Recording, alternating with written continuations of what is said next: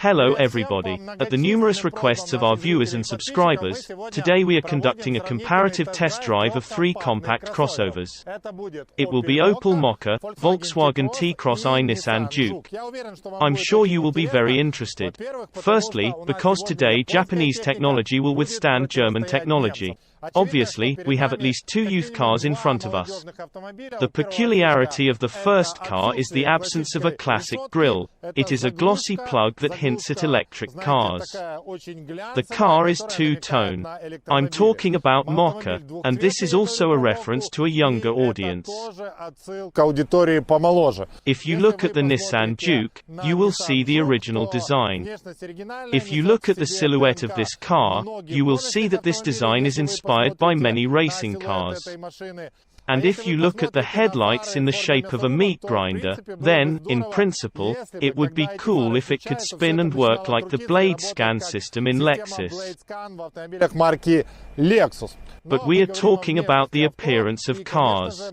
And, of course, we will talk about the Volkswagen T-Cross, which looks extremely conservative, which looks restrained, and this, of course, is a very correct and thoughtful tactic. This is all for the conservative European public and, of course, for Vajwanka lovers who like this discreet design.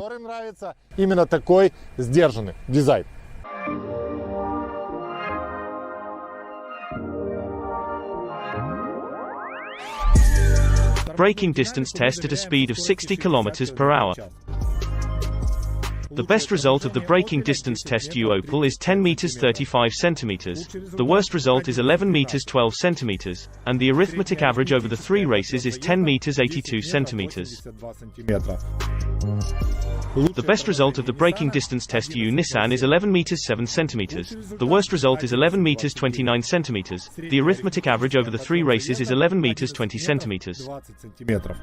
What results will Volkswagen have? The best result for Volkswagen is 12 meters 24 centimeters. The worst result of the braking distance test is 13 meters 83 centimeters, and the average result is 12 meters 95 centimeters.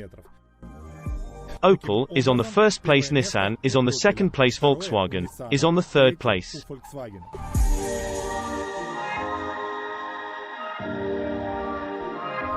I remind you right away that none of the competitors in this category have an electric boot. The Mokka probably has the most awkward trunk opening due to the low opening button. If your height is 1 meter 90 centimeters, then it will not be easy for you. You will need to bend over. We have a shelf here. We can adjust the shelf in height. I mean a shelf that covers where the spare wheel should be. Here we have soundproofing. Note, felt does not stick out of the soundproofing. The soundproofing is neatly sewn up and the shelf is black on both sides. I did not find a spare wheel in our Mokka. Perhaps only a repair kit goes here, and perhaps this is just a test car. The T-Cross is doing well with the trunk release button. The button is located under the logo. The shelf looks pretty good. And you can also adjust the height of the shelf. There is no soundproofing, but at the same time we have an almost full-fledged spare wheel. The Nissan Juke almost horizontal shelf on top. If we talk about some Tokyo size, then you can safely hold a party, because sushi and a little sake can easily fit here. The trunk release button is also located under the logo. You do not need to bend over. What do we have in the trunk? We have a shelf in the trunk, which is also height adjustable. There is no noise isolation, but under one shelf we have another shelf and this shelf with felt. But pay attention, we have 2 shelves at once, while we also have a small spare wheel in the trunk. При этом также в багажнике у нас находится докатка.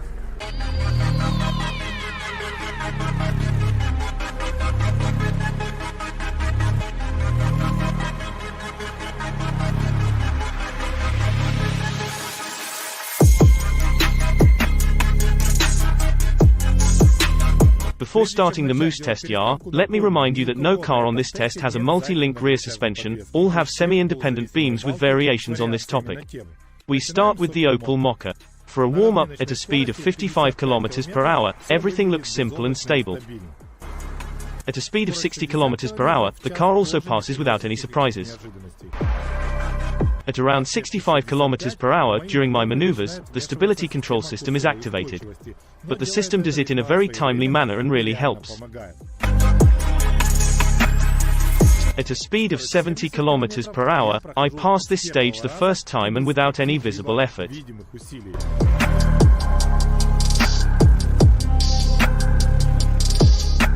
The same thing happens at a speed of 75 km/h.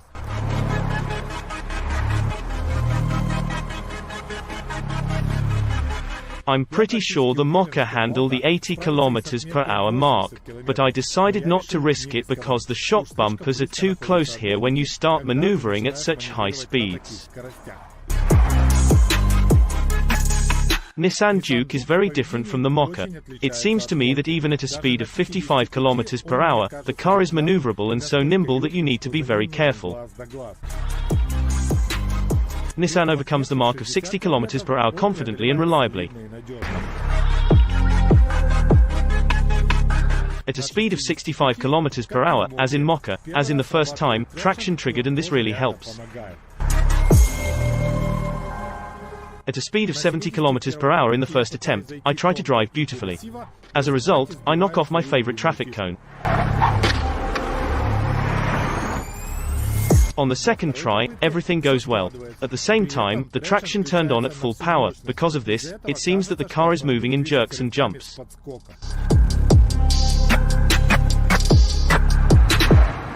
At 75 km/h, I hit the traffic cone again, but the person must have character, and I make a second attempt. This shows the result. 75 km/h is there. Am I ready to storm the 80 km/h mark? No, not ready. I still need to train.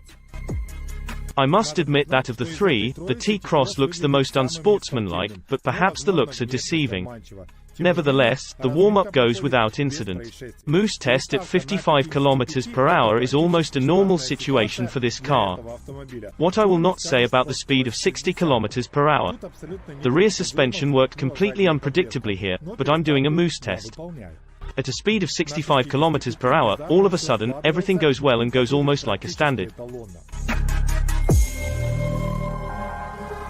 The first attempt at a speed of 70 km/h, I failed. I wanted to drive beautifully again. Then I wanted to perform beautifully again. And now the milestone of 70 km/h has been reached. This is completely predictable and expected, because I was unable to complete the exercise at a speed of 75 km/h.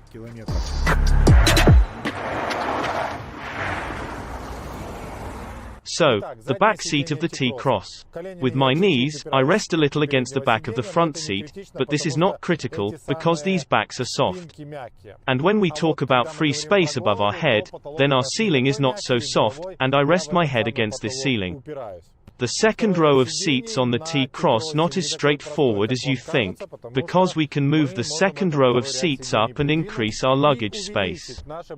It's bad that I cannot push these seats to the maximum and reduce the volume of the trunk in order to get more free space for the second row passengers.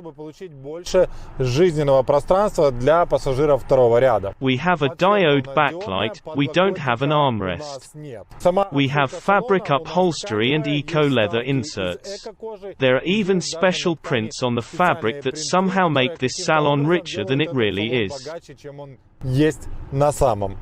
Also, for passengers in the second row, 2 USB connectors are offered, and there is no seat heating, at least in this configuration.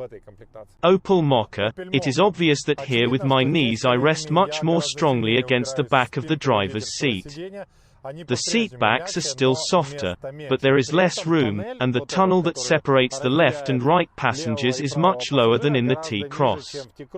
And if we talk about connectors, then here is not Type-C, but USB.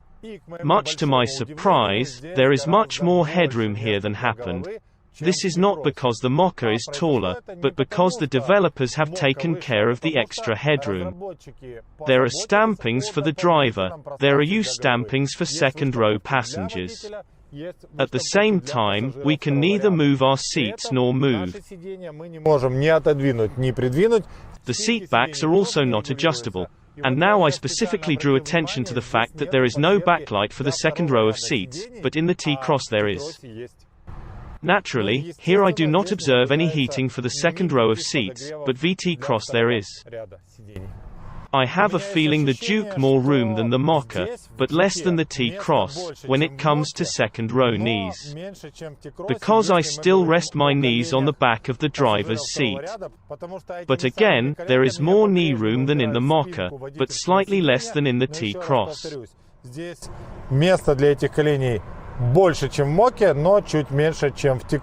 So now let's see what we have about the headroom. Here I still rest my head against the ceiling. These seats look richer because they are conventionally leather and conventionally Alcantara.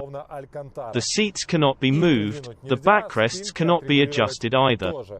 Instead of two USB, as in Mokka, there is one USB and there is no seat heating here either. But there are beautiful speakers from the Bose music system. This is a highlight of the new Juke, when these speakers are integrated into the headrest. I read somewhere, but I do not know at the moment whether it is true or not. I will clarify this, that if the speakers are in the headrests, then they are definitely not in the door trim, although it is clear that there is space for the speaker here.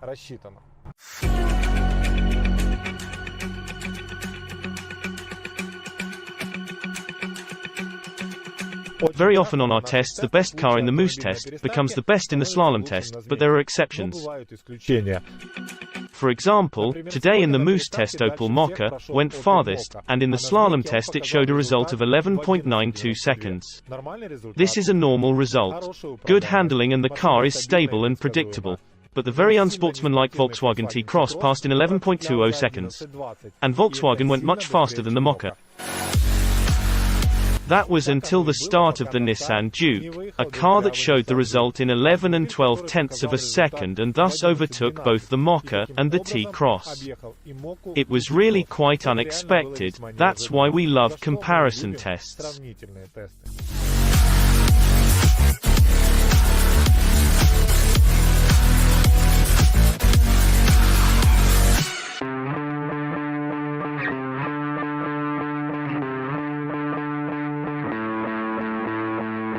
Now let's talk about motors, gearboxes and car dynamics. Now you see a pivot table in front of you, from which it is clear that, according to the documents, the Opel Mokka, Nissan Juke is the slowest. At the same time, the Mokka should go out in 10 seconds, the T-Cross should be close to 10 seconds, and the Juke should go out in no more than 12 seconds. What happened in reality? Mokka did not run out of 10 seconds and showed not declared 9 and 2/10 of a second, but was slower by 1 second. T-Cross showed a time of 11 seconds, but lost 0.8 seconds to itself. And only the Juke improved the time from 11.08 seconds to 11.03 seconds. But acceleration to hundreds is one thing, and 402 meters is another. And if not, then such a race always clearly demonstrates the difference in dynamics. We start with a battle for third place, where in a tense struggle the Volkswagen T-Cross, due to the GTI sticker on the inside of the driver's mat, is ahead of the Nissan Juke without a GTR sticker, practically on the body. Of course, the Opel Mokka.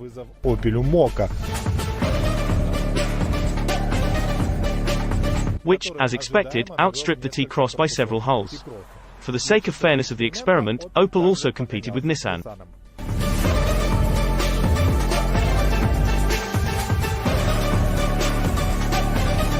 It seems to me that the difference in body is close to that of the T-Cross.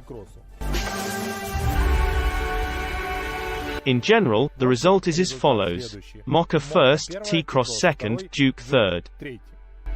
We did fuel consumption in single tests, so I take the data from them, and leave links for you to view.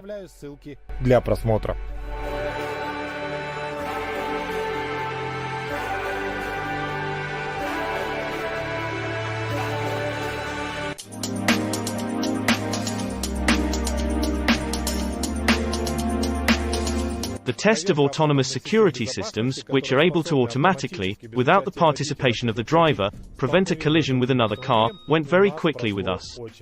Unfortunately, in these trim levels, both the T-Cross and the Opel Mokka are not able to independently recognize the threat and brake, therefore they do not recognize the threat and do not slow down. However, Juke simply obliged to do this, because the manufacturer guaranteed it and included in the price of the car. The first race takes place at a speed of up to 30 km/h with the cruise control mode turned off. In this situation, the emergency braking system works very clearly. Now try number 2. There is an activated cruise control mode and a second successful braking. I would like the electronics to work earlier in this situation, but this is already a matter of comfort, because safety is still guaranteed. But we go further and complicate the test. Juke is now following a car that suddenly changes from lane to lane, and another car is found in your lane, which is stationary. Usually, at this point, 99% of the cars on our test do not have time to react and knocks down our layout. But Juke time and stops. But this happens with the included cruise control mode. What will happen without this regime? I have an answer. Juke will react too, but it will not have enough braking distance. Almost. I think that today our viewers will make at least 6 obvious conclusions. First conclusion, I was paid by Nissan Juke. The second conclusion, I was paid by Opel Mokka. The third conclusion, I was paid by the Volkswagen T-Cross. The fourth conclusion is that competitors paid me. Fifth conclusion, Raoul does not know how to drive a car. And the sixth conclusion, everyone paid at once. You've watched the 2 horsepower program. My name is Raoul. We will meet with you next week.